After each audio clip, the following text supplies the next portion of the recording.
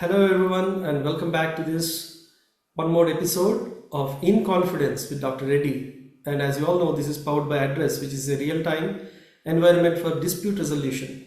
So today, we'll be talking about certain specialities of construction arbitration, specifically the formulas and certain best practice in foreign countries. And for this session, as a panelist, we have with us Mr. Rama Subramanian. He is a well-known person. He's a founder of the BeamLex ADR. First, let's bring him in. And he is also the managing director, I believe, of Adroit. He's based out of Coimbatore, and they are having cases, I'll say, all across India and even in Middle East. So, welcome, sir. Thank you for joining us in this session. So let's directly jump into this topic. Of course, we know that if we get started on BeamLex ADR and its new role as a potential institute, that would be a different topic. We'll definitely come back to that some other day. But as of now, let's focus on this construction arbitration.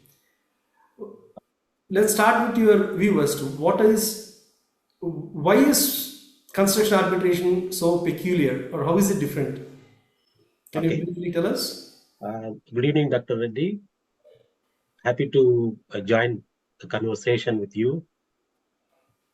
Yes, of course, the construction arbitration is a very wide subject. Also, it is one of the domains which predominantly uses the arbitration for many reasons. First of all, it is document oriented. Also, here the relationship between the stakeholders is unique than any other commercial arbitration. Normally, in any commercial arbitration, the contracting parties will be only two people. But here, that there are many stakeholders, like project manager will be there, cost consultants will be there, and several other consultants, engineer will be there, and other contractors working simultaneously in the project. So the relationship between these stakeholders also play a key role in the dispute resolution. So that is the unique point in the construction arbitration. So therefore, whoever wants to enter into construction arbitration, so it is very important first to understand the relationship among these stakeholders. Fair enough, but that's goes a long way because how the parties are supposed to conduct business with each other, Correct. and yes, we understand the peculiarities and the challenges there. Is the Yeah. person authorized to perform something or not? Can he sign something or not? Does he take verbal instructions? Of course, these are all very wide topics. But Yes. moving on to specific construction aspects, such as the formulas that Yeah. exist. Yes. Of course, every person has their expertise, but a pure legal mind may not Yeah. be always able to grasp the technical aspect of this formula. Of course, once a person is trained, I have Yes. seen judges, ex-judges perform very well in arbitration matters. There are a few advocates that have also become experts in construction matters. But for a layman who's new to construction arbitration but has a lot of experience in legal aspect, Yeah. they are, let's say, not accustomed to these formula and they don't know what to do further. So, can you first highlight what these formulas are, what they are used for, what can we do with them, what we cannot do? Yeah. Let's start on that. Yes. Yeah, I completely agree with you. Over the past few years, um, the knowledge level among the judges or, for that matter, arbitrators in India, especially about construction dispute, it is phenomenal, as you have rightly said. So some arbitrators and the judges, they're up to date. However, for a layman, what are the formulae being applied in the construction arbitration? It is mostly for the damages calculation. for the overhead recovery. Most of the disputes, say about 80 to 90% of the construction disputes are caused by the delay in the projects.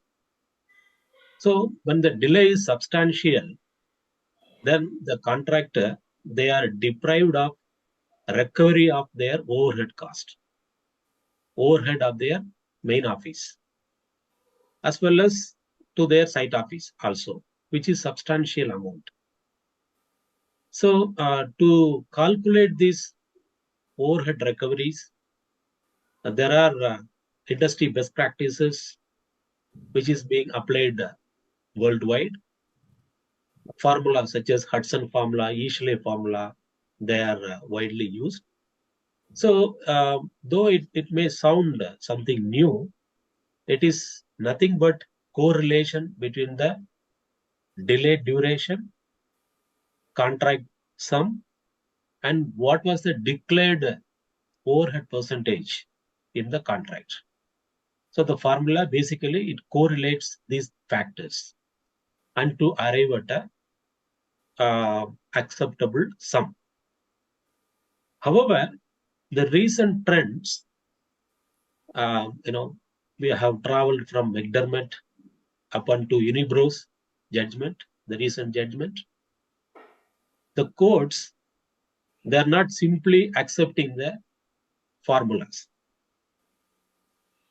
They want the stakeholders to demonstrate scientifically with what is the actually incurred cost. So therefore, from my experience, we shouldn't rely only on the formula. And for that matter, that is the development in the international scenario as well. When we compare international as well as Indian scenario, the Indian cases, mostly they lack proper documentation.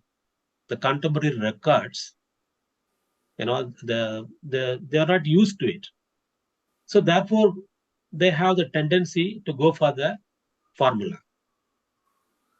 But however, the latest development is, it is not only the formula, okay, formula, let that be on one side, but you need to, the stakeholders, they have to demonstrate certain factors, such as, what was the delay attribution. The attribution should be demonstrated scientifically, and what was the contractor's capability, like there was a delay, but they didn't perform anything. So there is no point of giving them what is their claim. So the capability and what was their performance. So these things, and then the profitability. Profitability also has to be demonstrated. So these things have to be kept in mind. Now, you So mentioned two yeah, formula, Hudson and Eichle's. There's yes, also one more formula most commonly used, which is the eminence. Of course, there are, if you look at the grand picture, there are about 10 to 12 different formula, but these three are most popular. correct. Yes, But if you calculate with each of these formula, you could get a different answer. of course. And not you Yes. could, but I have seen you will get a different answer. Yeah, yes, correct. So, which formula should we use? Or should we demonstrate using the three formula and then pick one which the arbitrator thinks is correct? Yeah, Or what should we do? yeah. It depends upon what kind of data is available. If in India, most of the contracts, they don't declare what is the profit percentage or overhead percentage. Whereas in other jurisdiction, it is a requirement, tender requirement. They have to declare what is the breakdown of the estimate. So therefore, depending upon what data you have, then we need to look at the formula, because the formula data requirement also is mentioned. For example, if you take Hudson formula, it uses what was the declared overhead percentage. So therefore, if you have that data, then you can go for it. Then accordingly, we have to determine which one to use. Let me share an example that I faced. I was Okay. arbitrator in that case Right. along Right. with Okay. two other members. Okay. And the contractor submitted a white sheet of printed information that Okay. contained his overheads. Okay. Let's just say, for the sake of, and this was a contract with a government agency. Okay. So in this white paper, it was just printed from a computer. Let's pick some random number and say, how about 1 crore? Okay. For the sake of this discussion, let's assume that the Right. overheads were 1 crore as per this white sheet of paper. And then what happened is that after filing this, along with the statement of claim, whatever happened within a week, Okay. the contractor came back and said that he wants to rely on the formula based on MORTH, Ministry of Road Transport and Highways, Okay. which was applicable for his case, which allowed it 20%. Right. Right. Okay. So, using that, he came back with, let's say, for the sake of this argument, as 2 crores. And Yeah. then we went ahead and arbitrated and looked at the final reasoning. Okay. And all three of us, the arbitrators, unanimously came to a conclusion that the contractor was entitled to this overheads. Right. Right. First job done. Now, Okay. second job, how much is the entitlement? We looked at his white sheet of paper. What is Okay. the value of that, evidentiary value? Yes. Zero. Right. Right. Because it Right. was not signed by any chartered accountant. It was not supported by any kind of bills or anything. But he gave a breakup of his Okay. salaries of overhead, of his office expenditure, of his Okay. overheads and all that. Breakup was fine, but there was no evidence to support that. It was not certified. It was not certified. Right. Right. So it was not useful to support his case. Yeah. But we also realized that he was coming back with a request of amendment his claim, which the respondent did not object Okay. on Right. the quantification part. So Okay. based on the formula, he was demonstrating 2 crores, which was correct as per the formula. Right. But then we came out with this situation, dilemma, Right. that even though that 1 crore was not supporting him, Okay. it was an admission on his part. Right. Right. Right. So it could be used against him. Okay. And by submitting that, he bound himself. Okay. So from the formula, we got 2 crores. From his own admission, it was 1 crore. Okay. Right. So Right. since it was lower than the formula amount, Okay. Okay. we were constrained to give that lower amount as 1 crore. Now, had it Okay. been 3 crores, Yeah. we should still use the formula because that document did not have evidentiary value to support Right. him. Okay. Okay. So this was a evidentiary question, not about just the formula. And as you rightly said, there were Yeah. some legal aspects in that. Correct, sir. Yeah. Actually, the parties, they have to do their homework properly, especially the documentation. And yeah, I think now things are getting improved, especially in India. One of the reasons we started thinking as to why there was so much variation is it depends on the size of the contractor. For True. example, if it's a small contractor who Yeah. runs the show himself, his overheads are going to be much smaller. Yes. Now, compare that to a multinational construction company which has multiple tiers of top level director, executive director, and then a regional director, and then a project director, and all that. Yeah. So, obviously, their overheads are going to be 20-30%. True. So, this percentage is just an indicative number, it is Yeah. not a binding number. But Exactly. unfortunately, when we use the formula, we cannot decide that, okay, you're a big contractor, we are going to give you 20% or 30%, or you are a small contractor, we are going to give you 10%. Yeah. Correct. Yeah. Yes. Yeah. Of course, it is not a one-stop solution. Yes. So we need to see the factors behind that. And yeah, the proper homework is essential before doing the submission by the Yeah. parties. Yes. Anything else you would like to share with us about this formula? Yeah, formula, in addition to the formula, the evidences, they have to prepare the contemporary records. They should not prepare. They have to, explore what are the contemporary records, certified documents, as you have rightly said, certified document. That is what we insist with the Hmm. stakeholders. That is very, very essential. So, yeah, that is they must do their proper homework, especially with reference to the contemporary records. But So that's the biggest problem in India. People are scared to write anything, to even put something on paper. They're correct. But thinking, yeah, now the situation is changing, because before it was not. It was based on the relationship. You know, people, they used to sit across the table and sort out their claims. But it is not so now. Now it is system based. Now every organization, they are putting the system in place. So therefore, documents speak now, and now they are realizing it. Slowly, they are. It will take time, but think yes. that it is changing. That's what I observe. All right. Since you said time, that reminds me that we are reaching the end of the time for this session. Okay. So, can I ask you for any concluding remarks so that Yeah. we can wind up?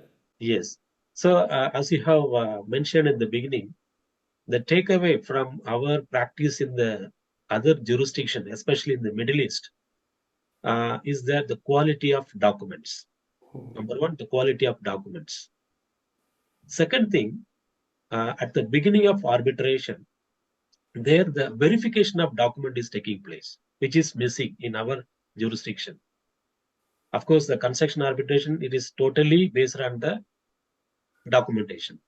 But the stakeholders, and for that matter, with the due respect, few arbitrators, they fail to go through the documents for various reasons. In one of the arbitration is in the middle of the process. At that point in time, the parties and the arbitrators, they came to know that the agreement itself was wrong, the submitted by the parties. So this is one aspect which I observed in other jurisdiction. The first task is they are verifying the submission. They conduct workshops, and they verify that the agreements, whatever the important documents, are certified or controlled documents. So that one thing we must do here also. So that I want to convey here. I think that's a wonderful takeaway. And Yeah. Yes. I think on this high note, we can end the session. So, with your consent, so once again, I thank you for appearing on the show and Thank you, sharing your Reddy. knowledge. It was nice talking to you. Thank you. Thank you. Thank you for the opportunity.